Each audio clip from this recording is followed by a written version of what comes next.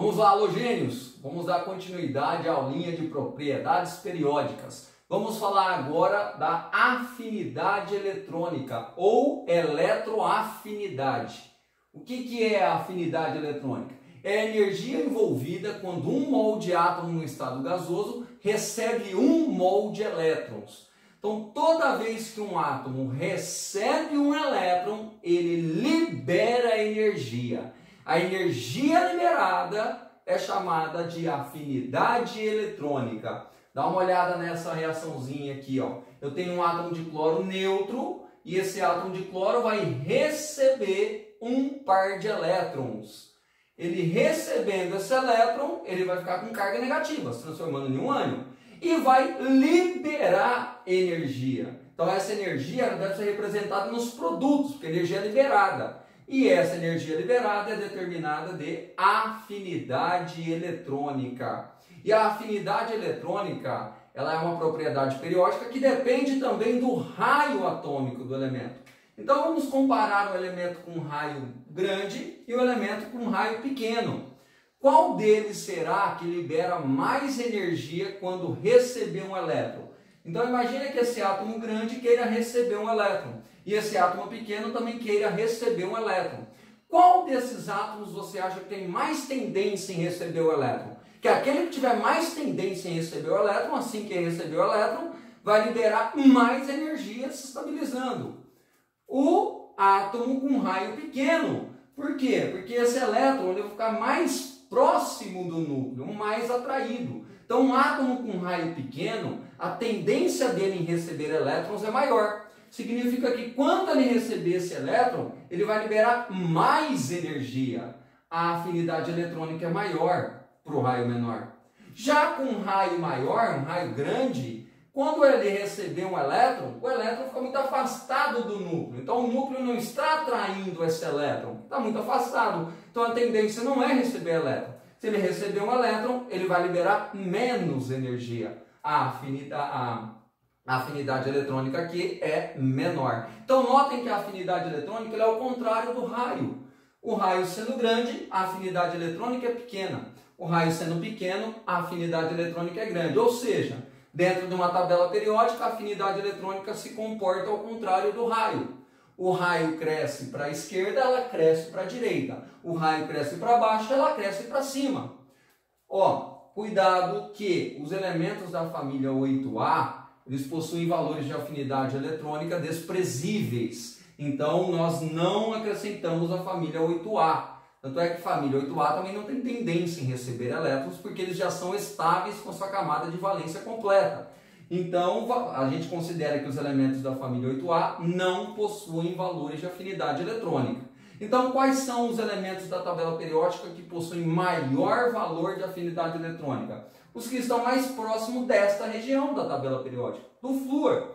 Então, a afinidade eletrônica ela vai crescer para cima e para a direita.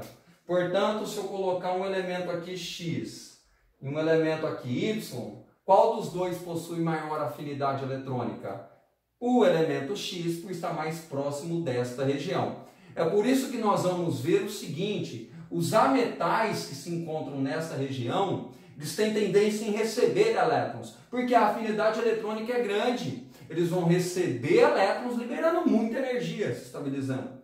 Um elemento que esteja nessa região, um metal, a tendência dele não é receber elétrons. Você não vai ver um metal recebendo elétron. Por quê? Porque a afinidade eletrônica é bem baixinha. Ele iria liberar pouca energia recebendo o elétron, então isso daí não é viável. Beleza? Bom, vamos falar da próxima propriedade periódica, eletronegatividade. Cuidado para não confundir eletronegatividade com eletroafinidade, tá? Que é? Vamos definir a eletronegatividade. É a tendência que o elemento tem em atrair para si o par de elétron compartilhado numa ligação química. Então nós temos aí os elementos fazendo o compartilhamento de uma ligação química, que a gente chama de ligação covalente. Agora, esses elementos sendo diferentes, eles vão atrair esse par de elétron com forças diferentes. Um vai atrair mais o par de elétron que o outro. aquele que atrair mais o par de elétron para si é o mais eletronegativo deles. Nesse caso, como eu coloquei um vetor maior para a direita e um para a esquerda, significa que esse elemento Y ele está atraindo mais esse par de elétron compartilhado. Portanto, ele é o elemento mais eletronegativo desses dois. Cuidado, tá? Eletronegatividade é a tendência que o elemento tem em atrair o par de elétrons, só atrair. A eletroafinidade, ele recebe o elétron e aí libera energia. Então aqui eu tenho energia sendo liberada. Esta energia é a afinidade eletrônica. Eletronegatividade, ele só atrai para próximo dele, esse parzinho de elétron compartilhado. E a eletronegatividade é uma propriedade periódica que depende do raio também. Então imagine aqui que eu tenho um átomo com raio grande e um átomo com raio pequeno. E eu coloquei um elétron entre eles. Vamos supor que esse elétron esteja sendo compartilhado. Qual dos dois você acha que vai atrair mais o elétron? O átomo com raio grande ou pequeno? O átomo com raio pequeno. Por quê? Porque o núcleo fica mais próximo desse elétron compartilhado e aí essa carga nuclear vai exercer uma atração maior do que esse núcleo que está mais distante. Então, o átomo que tem raio pequeno, ele tem uma eletronegatividade maior. O átomo que tem raio grande, o núcleo ficou muito afastado do par de elétron, tendo uma eletronegatividade menor. A eletronegatividade é ao contrário do raio. Raio grande, eletronegatividade pequena. Raio pequeno, eletronegatividade grande. Só cuidado que a família 8A, novamente, não possui valor de eletronegatividade. A gente considera que os elementos da família 8A não compartilham um par de elétrons. Então, eles não possuem a eletronegatividade. Então, a eletronegatividade é o contrário do raio. O raio não crescer para a esquerda, ela cresce para a direita. O raio crescer para baixo, ela cresce para cima. Quais são os elementos mais eletronegativos que nós temos da tabela periódica? Os que estão mais próximos aqui do flúor. Então, quanto mais próximo dessa região, mais eletronegativo. Se eu colocar aqui o elemento X e o Y, qual é mais eletronegativo? O Y.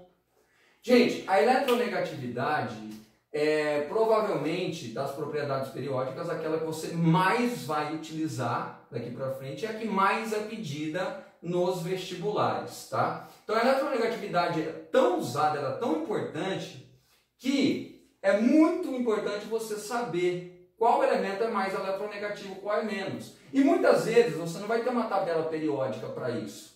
Então o que a gente faz? Para poder facilitar a vida do aluno e ele não ter que ficar consultando a tabela periódica para saber qual elemento é mais eletronegativo e qual é menos, a gente passa uma frase com os principais ametais. E a gente pede para você decorar essa frase. Decorando a frase, você vai saber qual elemento é mais eletronegativo, qual é menos, sem ter que consultar uma tabela periódica. Essa frase, existem várias aí, cada professor tem a sua, eu utilizo essa frasinha aqui, ó. Fui ontem na Clara, preguei e saí correndo pro hospital. Fui ontem na Clara, preguei e saí correndo pro hospital. Nessa frase, a eletronegatividade cresce para a esquerda. Então, desses elementos, o mais eletronegativo é o flúor. Aí ela vem diminuindo até chegar no hidrogênio, que é o de menor eletronegatividade. Então, lembrando, na tabela periódica, a eletronegatividade cresce para a direita e para cima. Quanto mais próximo do flúor, mais eletronegativo. Mas se você não tem a tabela periódica para consultar, lembra da nossa frase. Fui ontem na Clara, briguei e saí correndo para o hospital. Nessa frase, ela cresce para a esquerda. Próxima propriedade periódica, eletropositividade ou caráter metálico.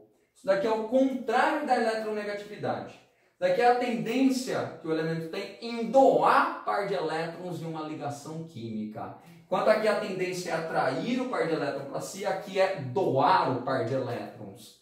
Quais são os elementos que têm maior tendência em doar os elétrons? Os metais, por isso que é chamado caráter metálico.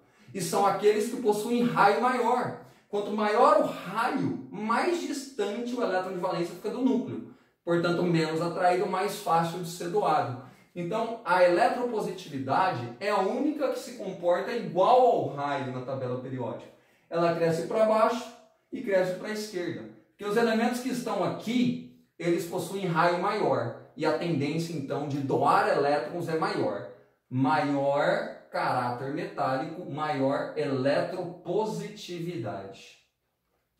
Outra propriedade periódica que nós temos é a densidade. Lembrando que a densidade é a relação massa por volume. Então nós temos elementos na tabela periódica que são mais densos, menos densos. Como que a densidade se distribui na tabela periódica? A densidade ela se distribui para baixo e para o centro da tabela periódica. Então dentro de um mesmo período ela cresce para o centro e dentro de uma mesma família, de um mesmo grupo, ela cresce para baixo. Então ela vai crescer para baixo e para o centro. Sendo que os elementos que estão aqui embaixo, no centro da tabela periódica, são os que possuem maior densidade. Igual o irídio, o ósmio. O ósmio é o que possui maior densidade de todas da tabela periódica, em torno de 22,5 gramas para cada ml.